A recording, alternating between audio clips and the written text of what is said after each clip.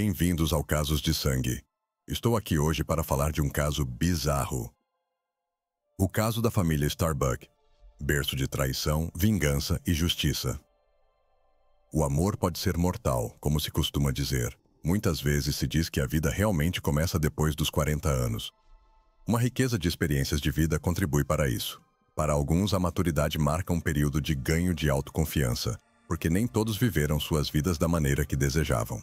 Por exemplo, algumas pessoas não se conheciam ou não sabiam seus verdadeiros desejos, então seguiram os conselhos de outras pessoas, ou podem ter escolhido o parceiro de vida errado. O medo do julgamento social frequentemente levava a tomar o caminho de menor resistência. Às vezes, com a idade e a percepção de que metade da vida já passou, vem a libertação de medos e complexos antigos. Para esses indivíduos, fazer 40 anos é uma espécie de florescimento. Uma vez que os filhos crescem, eles podem gastar mais tempo consigo mesmos, deixar relacionamentos passados para trás e tentar começar novos.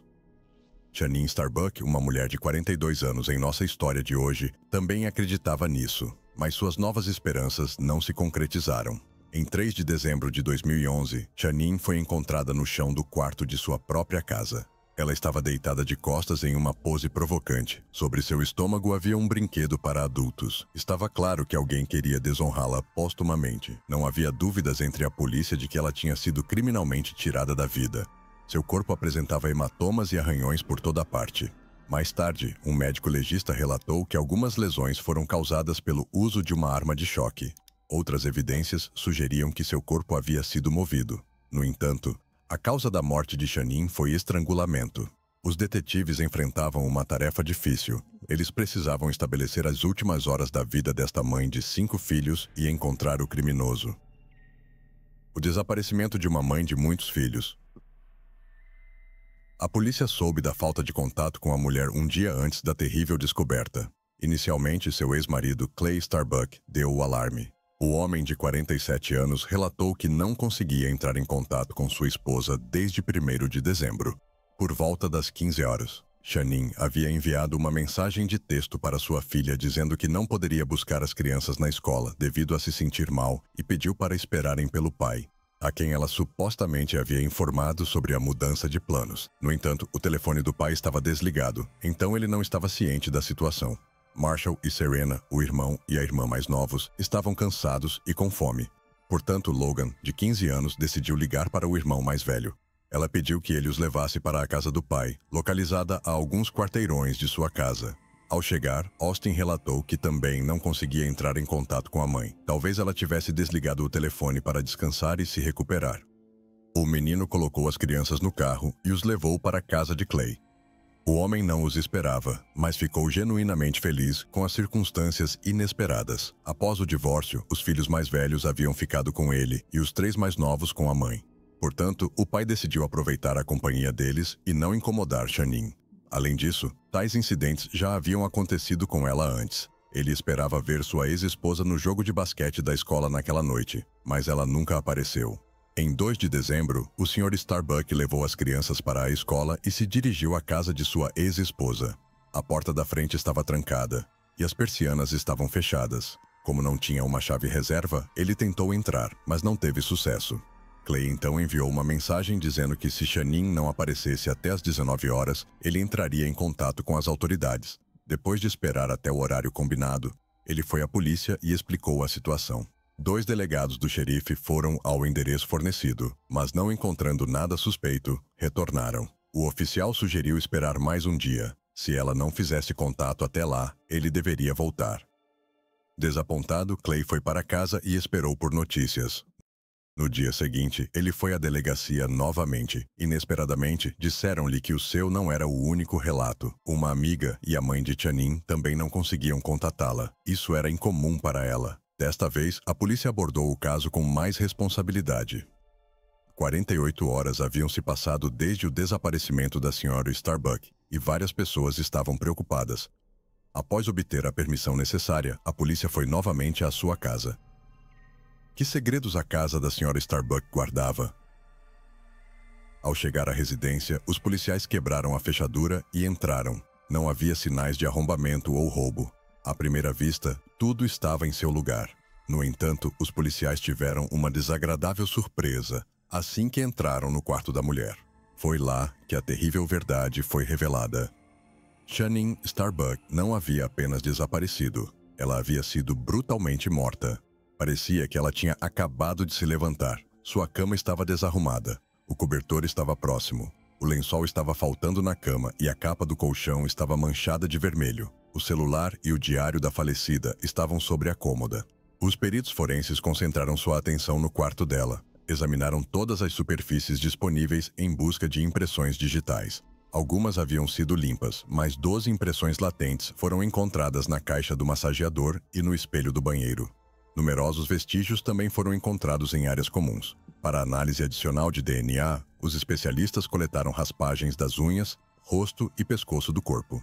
Os detetives suspeitavam que a proprietária da casa tinha sido privada da vida após sair do chuveiro, depois movida para a cama e eventualmente arrastada para o chão. Notavelmente, os lençóis removidos foram encontrados na máquina de lavar. Talvez o perpetrador quisesse remover evidências dessa forma.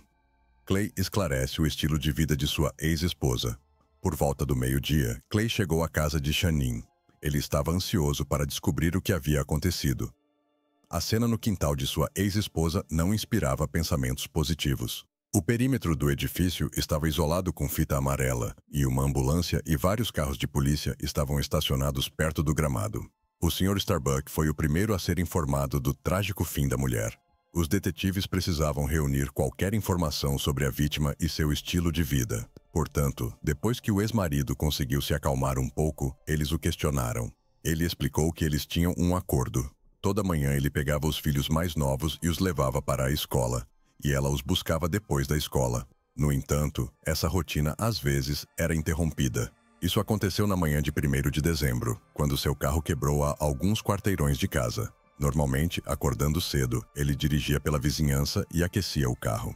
Naquela vez, Clay mandou uma mensagem para Channing e pediu que ela levasse as crianças para a escola. Ele então voltou para casa para esperar que o carro esquentasse.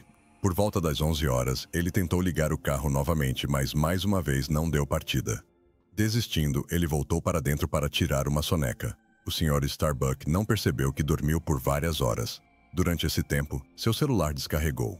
Para fundamentar suas afirmações, ele mostrou a correspondência com sua ex-esposa. À primeira vista, tudo se encaixava. Além disso, Clay estava muito cooperativo, entregando seu celular, material de DNA e impressões digitais. Ele também confessou que estava preocupado com Channing porque o divórcio a tinha mudado e a tornado mais vulnerável. Quando os oficiais pediram que ele elaborasse, ele compartilhou que, estando solteira, a mulher havia se registrado em um site de namoro. Como ela permanecia atraente, tinha um amplo círculo de admiradores. De acordo com Clay, ela poderia estar vendo alguns deles simultaneamente. Seguindo sua lógica, um desses amantes poderia ter enviado Channing para o além. Infelizmente, ele não podia nomear ninguém, pois não tinha tais informações. Durante toda a conversa, Starbuck chorava desesperadamente. Ele explicou que era difícil para ele aceitar o fato da morte de sua ex-amante e falar dela no passado. Após registrar seu depoimento, os oficiais mandaram o homem para casa, pois, após os questionamentos, ele teria que voltar para sua residência e informar seus filhos sobre o falecimento da mãe. Início da investigação. O caso envolvendo a morte de Channing Starbuck estava ganhando força.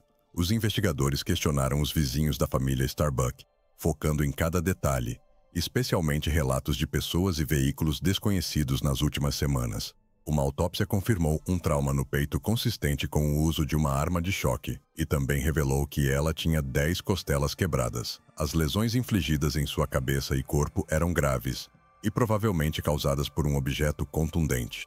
A aparência externa das lesões dificultava a determinação do momento exato da morte. O especialista estimou que sua vida foi tirada em algum momento entre 1º e 2 de dezembro. Arranhões em seu corpo sugeriam que ela havia sido movida, porque seu osso do pescoço estava quebrado. O médico legista afirmou que algo macio foi usado durante o ato de estrangulamento, possivelmente uma mão, uma toalha ou até mesmo um lençol. Uma pequena clareza no caso surgiu das amostras do corpo coletadas, incluindo DNA masculino, sugerindo que o suspeito poderia estar entre seus conhecidos masculinos próximos, começando por seu ex-marido até admiradores secretos. O lado mais sombrio de Chanin. Na esperança de pegar rapidamente o perpetrador de sua ex-esposa, Clay Starbuck cooperou totalmente com a investigação. Ele passou por um exame durante o qual concordou em documentar quaisquer ferimentos e danos. Os detetives especularam que o perpetrador também poderia ter sofrido ferimentos durante a luta. No entanto, nenhum ferimento desse tipo foi encontrado nas mãos de Clay. Seguindo-o, Austin, de 21 anos, e Blake, de 18 anos, também foram examinados. Surgiram questões apenas em relação ao filho mais velho, cujas mãos apresentavam cortes antigos, mas estes foram atribuídos ao seu trabalho em uma fábrica de janelas. Durante conversas com as crianças, alguns fatos foram estabelecidos e posteriormente esclarecidos. Muitos deles sabiam que após o divórcio, sua mãe frequentemente saía em encontros com homens e não aprovavam isso. Os adolescentes tinham até visto fotos explícitas no laptop dela, o que os levou a especular que ela poderia ter sido alvo de um predador operando online.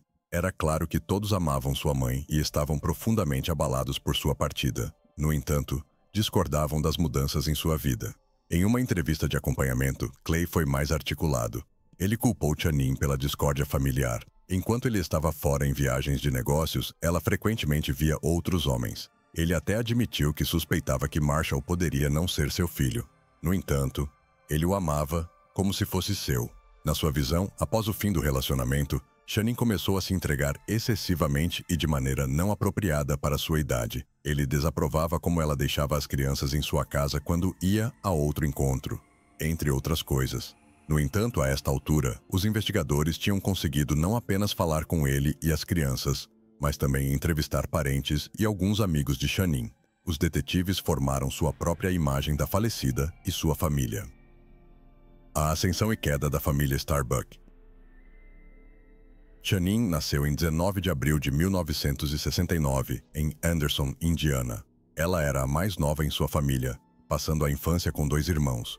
Com o tempo, seus pais se divorciaram e começaram novas famílias, dando-lhe irmãos adicionais. Desde jovem, Chanin sonhava em criar uma família grande e amorosa, uma visão fortalecida por sua participação ativa na igreja e fé profunda. Ela cresceu modesta e bondosa, com uma paixão por desenho, o que lhe rendeu numerosos prêmios e reconhecimentos. Aos 20 anos, ela conheceu Clay Starbuck, de 25 anos. Seus caminhos se cruzaram na Flórida, para onde Chanin havia se mudado com sua família na juventude. Clay, originalmente do Alasca, estava de férias em um dos estados mais quentes. Eles se conheceram em uma festa organizada por amigos em comum e imediatamente se deram bem. Naquela noite, Chanin aprendeu muito sobre Clay, incluindo que ele havia continuado sua educação em uma escola para mecânicos de diesel no Colorado após o ensino médio. Depois retornou para casa para trabalhar no oleoduto Trans-Alaska, ganhando bem. No entanto, ela descobriu que ele já havia sido casado e tinha 2 lindos filhos dessa união. Chanin não foi dissuadida pelo passado complicado dele. Na verdade, ela viu isso como algo positivo, acreditando que lhe dava uma valiosa experiência para a vida conjugal. O casal se casou logo depois. A recém-formada Sra. Starbuck mudou-se com seu marido, inicialmente lutando para se adaptar ao novo ambiente e clima, mas rapidamente se estabelecendo. No entanto, a vida de casada não era tão idílica quanto Chanin havia esperado, com Clay frequentemente ausente, deixando-a para gerenciar a casa sozinha. Ainda assim, o amor lhe dava forças, sabendo que seus turnos de trabalho eventualmente terminariam e ele estaria de volta ao seu lado. Enquanto isso, ela abraçou a maternidade com os filhos dele do primeiro casamento. Não demorou muito para que tivessem seus próprios filhos juntos. Primeiro, um filho chamado Austin e 3 anos depois, um irmão para ele chamado Blake.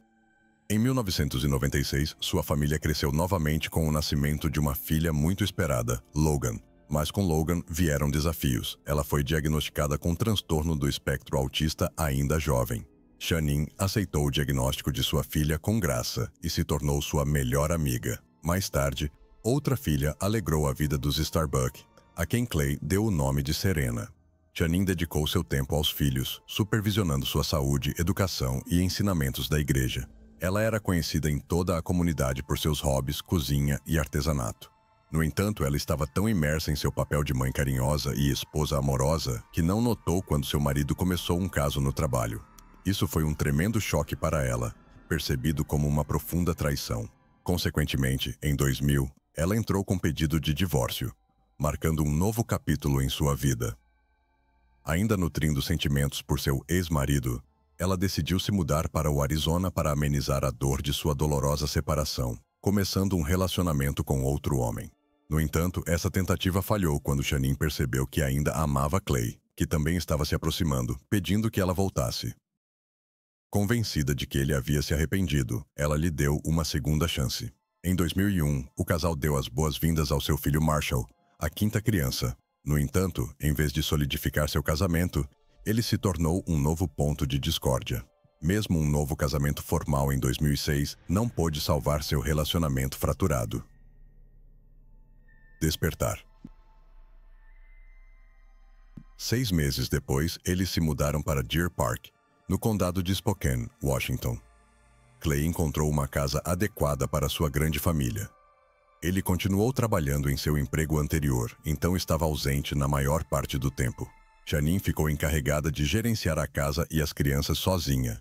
Ela os levava ao cinema, teatros e parques e organizava festas em casa. No entanto, dúvidas e desconfiança envenenaram ainda mais seu casamento, impactado pelas longas separações e pausas em seu relacionamento. Finalmente, em 2010, o casal se separou permanentemente. Entrando em seus 40 anos, Shanine começou a reconstruir sua vida, agarrando-se à esperança de que ainda pudesse experimentar a alegria do amor. Ela decidiu nunca desistir ou repetir erros passados. Mesmo quando Clay sofreu um ferimento grave, ela optou por não voltar para ele. Mesmo assim, ela apoiava seu ex-marido e fornecia qualquer ajuda que pudesse. Em fevereiro de 2011, Clay deixou seu emprego e se estabeleceu permanentemente em Deer Park, ficando perto não só de seus filhos, mas também de Shanine. Ele ainda esperava que ela voltasse, mas ela não compartilhava sua visão.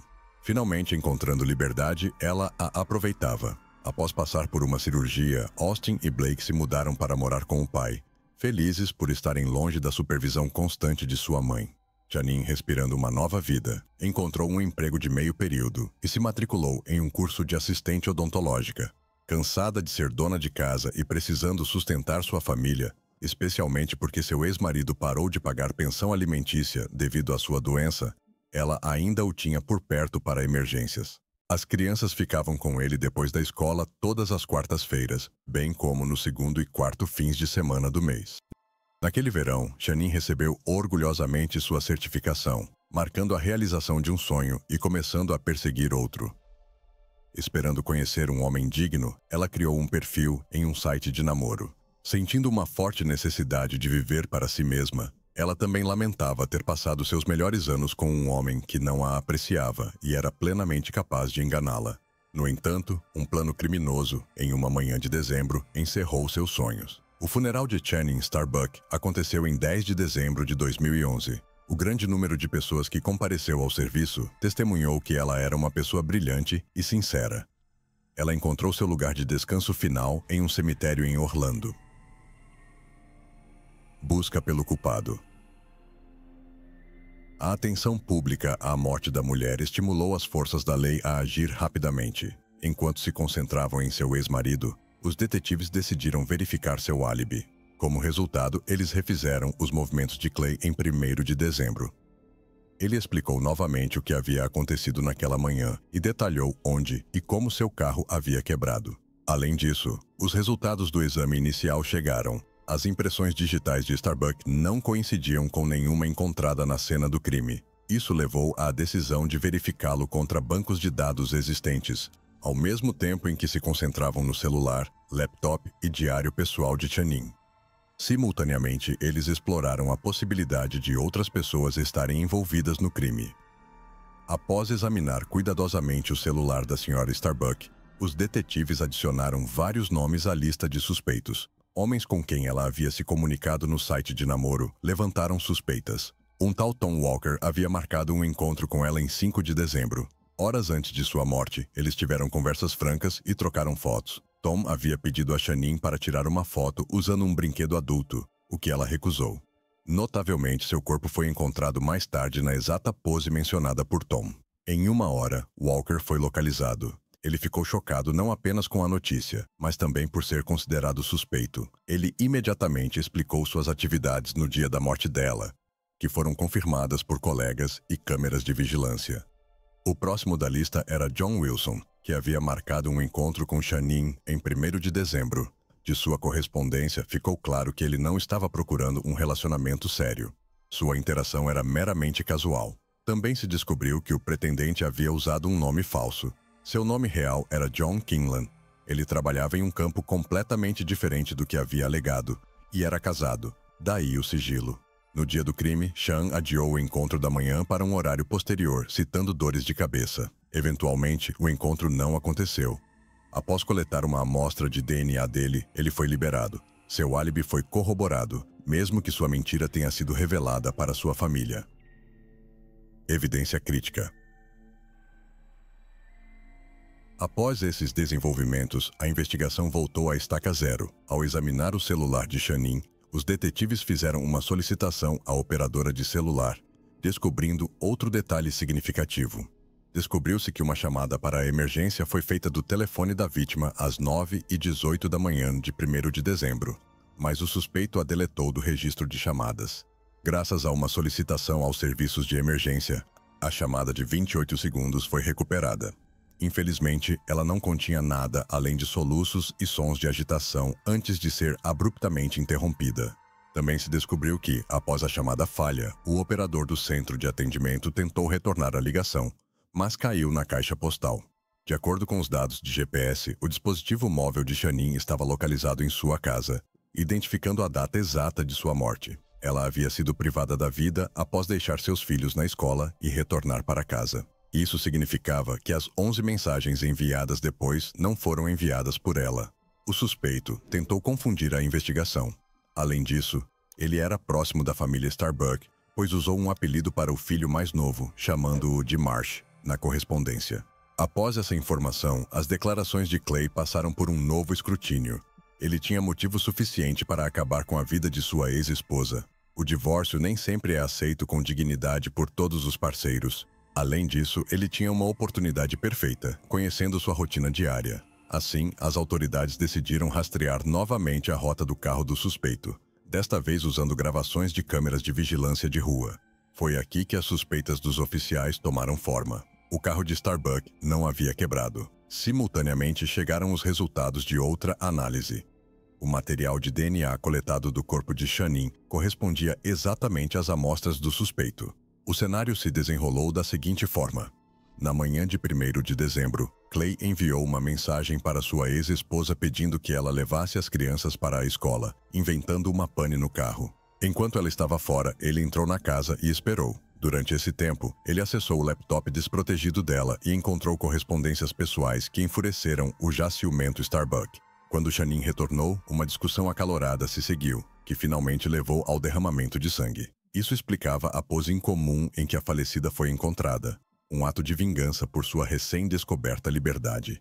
Depois disso, Clay ficou na casa, personificando-a nas trocas de mensagens. Suas intenções de prejudicar sua ex-esposa podem ter sido de longa data. Agora, as palavras de uma amiga aos detetives ganharam um novo significado.